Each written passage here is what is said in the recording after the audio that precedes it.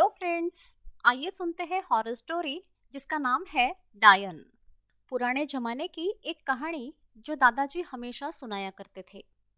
होशियारपुर एक छोटा सा शहर था जहाँ पर संजय का परिवार रहता था। उसके परिवार में उसके माँ बाप, दादाजी और भाई बहन थे। ऐसा माना जाता है कि होशियारपुर में कुछ बुरी शक्तियाँ भी वास करती थी। ऐसी ही एक बुरी आत्मा से सामना हुआ संजय के परिवार का। ठंड का मौसम चल रहा था। शहर में घना कोहरा छाया हुआ था। संजय के दादाजी एक बड़े ऑफिसर थे। रोज की तरह उस दिन भी जब संजय के दादाजी अपना काम खत्म करके दफ्तर से घर की ओर जा रहे थे, रास्ते में बाजार था, तो वो वहां से कुछ जरूरी सामान लेने के लिए रुक गए। उनके बाकी साथी आगे निकल गए और दादाजी अकेले ही पीछे छूट गए। सामान लेते लेते उन्हें बहुत ही देर हो गई और टाइम का पता ही नहीं चला। जब दादाजी ने अपनी घड़ी देखी तो उन्हें लगा कि आज घर पहुंचने में बहुत ज्यादा देर हो जाएगी।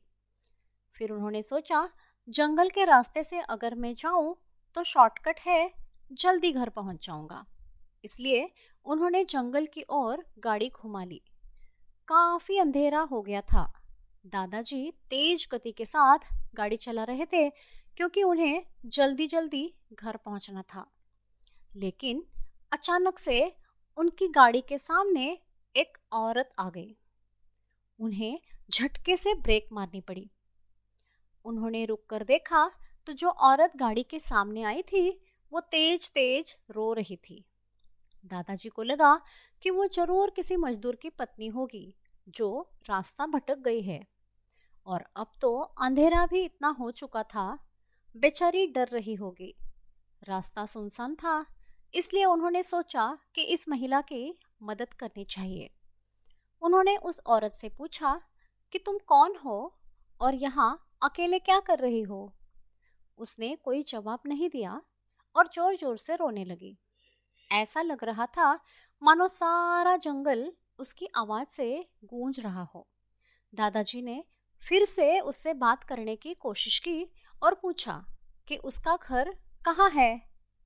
चाहे तो वो उसको अपनी गाड़ी में बिठाकर उसके घर तक पहुंचा सकते हैं। पर जवाब में वो कुछ भी ना बोली। दादाजी ने उसे कहा कि तुम मेरे साथ मेरे घर चलो, सुबह होते ही मैं तुम्हें तुम्हारे घर पर छोड़ दूंगा। दादाजी की ये बात उसने मान ली और वो उसकी गाड़ी में बैठने के लिए तैयार हो गई और जाकर गाड़ी के पिछले वाली सीट पर बैठ गई। गांव के रीति रिवाज के कारण उसने अपने सिर पर घूंघट डाल रखा था, जिसकी वजह से उसका चेहरा छिपा हुआ था, तो दादाजी उसका चेहरा नहीं देख पाए थे।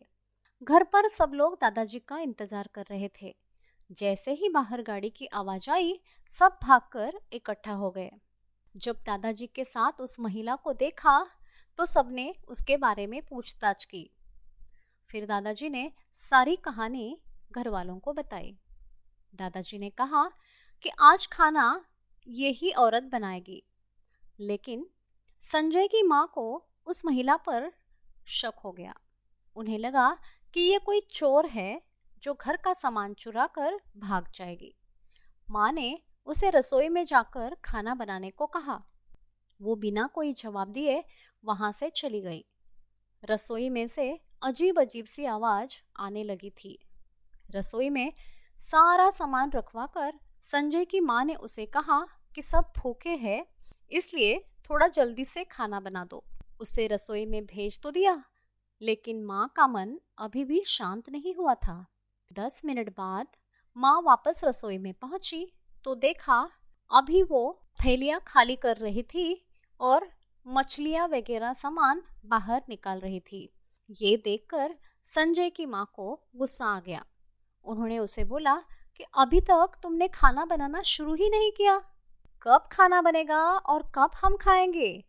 उस महिला का चेहरा अभी भी ढका हुआ था, इसलिए किसी ने उसका चेहरा नहीं देखा था। संजय की माँ उसका चेहरा देखने की कोशिश करती रही, लेकिन उन्हें उसकी झलक भी दिखाई नहीं दी और वो कुछ जवाब भी तो नहीं दे रही थी। फिर उन्होंने उस औरत से कहा, कोई ज़रूरत हो तो मुझे बुला लेना। लेकिन फिर भी वो कुछ भी न बोली। उन्हें लगा कि शायद अनजान लोगों के अंदर वो डर रही होगी। संजय की माँ रसोई से चली गई, लेकिन जब 15 मिनट बाद वो वापस आई तो रसोई का दृश्य देखकर माँ बहुत डर गई। उनके पैर जैसे वहीं जम गए, उनके गले से आवाज भी निकल नहीं रही थी। उन्होंने देखा वो औरत रसोई के टेबल पर बैठकर कच्ची मछलियां निगल रही थी। सारी रसोई में हड्डियां और मांस के टुकड़े बिखरे पड़े थे। उसके सिर का घूंघट भी उतरा हुआ था।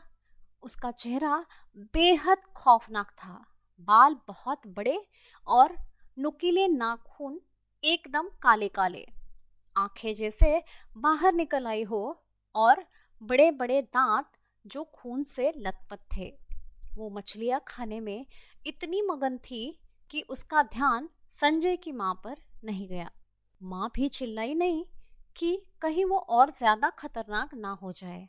माँ ने एक थाल उठाया और वो चूल्हे में से जलता हुआ कोयला उठाकर उसकी तरफ दौड़ी। जलता कोयला उस चुड़ैल पर फेंक दिया। आग की जलन की वजह से वो डायन तेज तेज आवाजें निकालने लगी। उसकी आवाज सुनकर सारा घर इकट्ठा हो गया। उसे आग दिखाकर घर से बाहर निकाला गया।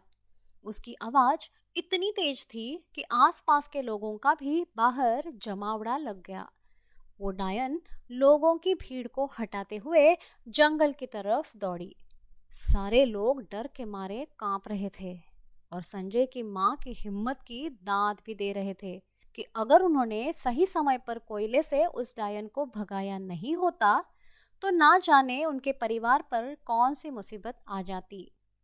मोरल ऑफ द स्टोरी, किसी भी अनजान व्यक्ति के ऊपर भरोसा ना करे और बिना कुछ मालूमात के उसे अपने घर लाने की सोचो भी मत। मदद ही करनी है तो पुलिस की हेल्प जरूर ले। धन्यवाद।